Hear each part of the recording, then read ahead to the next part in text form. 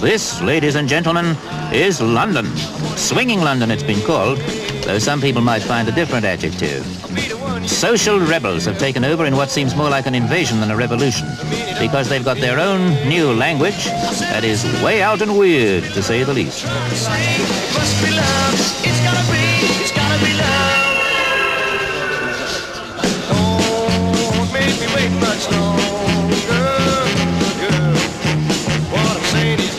About the kids who have cocked a snook at almost everything a lot of folk hold dear. Remember, youth has always had a fight to assert its independence, and it's always had its successes. But Teddy Boys seems traditional compared to this.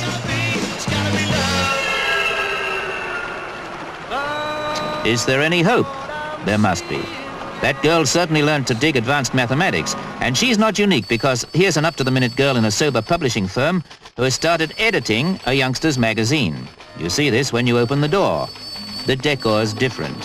Here youth talks direct to youth in its own lingo, and under the trimmings, there's discipline.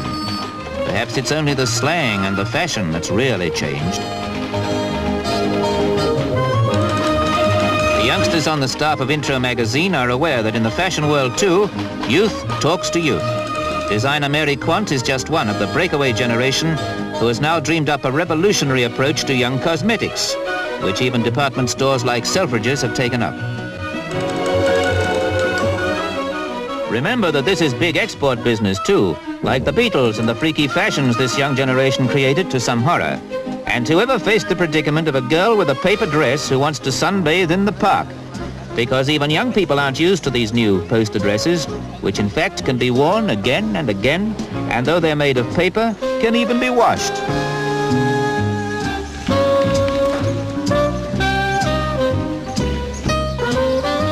No, people aren't used to paper dresses, but even the young ones are sometimes meticulous about litter. And that's another point in their favor. But it doesn't always help.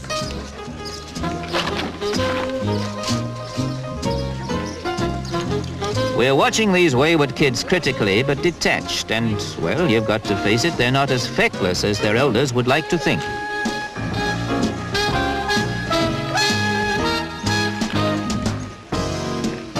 Bob Dylan's one of their current pop stars, and paper dresses, after all, are expendable.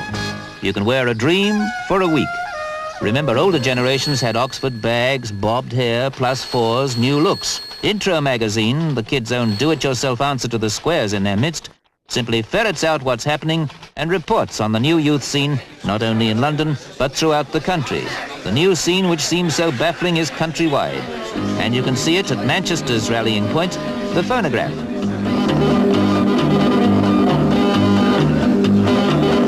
Like it or not, they're making their way, because here at this Manchester club, you've got a keen working girl reporter and a brisk disc jockey, Simon D., who's made his way even into the middle-aged hearts of the Housewife's Choice audience. In Newcastle, too, there's something fresh for Intro's whiz kids to report.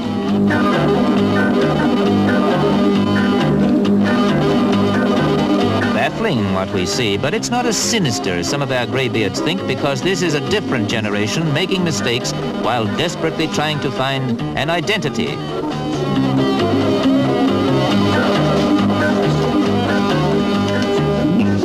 There's a boy, Paul Whitehead, who's certainly trying, whether or not you think the result is an eyesore, to make his mass-produced motor car look individual. Not a bad aim, and a lot of work. Meticulous work, just as it is here at the archaeological site where the experts believe King Arthur had his knightly capital, Camelot. The kids are here too, with Union Jack clothes contradicting their mutiny, making them even more of a mystery to some of us. And here they are digging up history.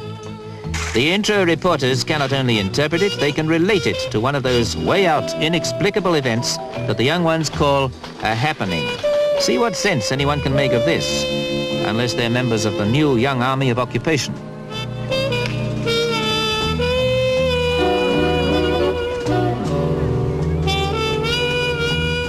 Intro's photographer and reporter are here, where Keith Alban has laid them on a happening, a psychedelic dream, whatever that means, for good, old-fashioned cash.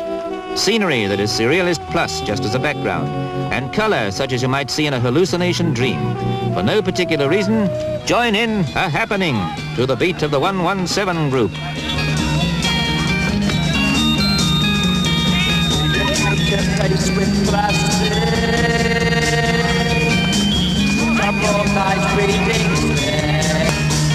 It just seems just too fantastic. You freak out now and then. That's the noise of bells that I hear. Can you really love the fun? Sometimes for you,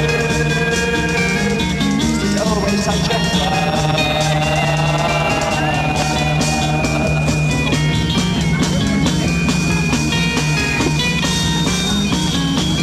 Does the incense of your nostrils, your flowers gone to seed?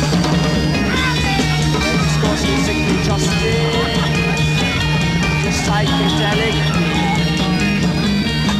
Must you really pick the flower?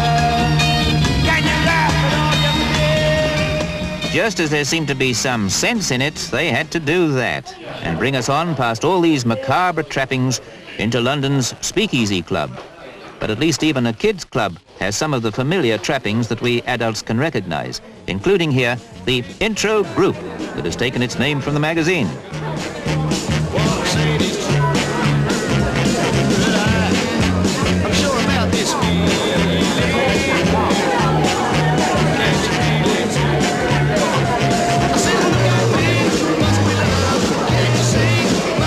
Fission days.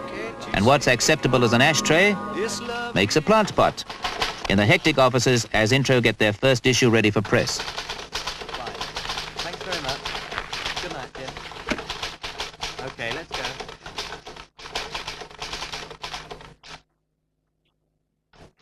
Well, what's to be made of this strange, disturbing generation as these youngsters send their magazine to press and go off to relax at London's chic Scotch Club, where there's another top disc jockey, David Simons, to give them all a big hello. Is this generation against the community, mocking our heritage? I don't know, but I don't think so. They seem exuberant and normal enough, and certainly active enough. Perhaps some of us are just getting old and crusty and forgetting what it meant to be young and active in every sort of way.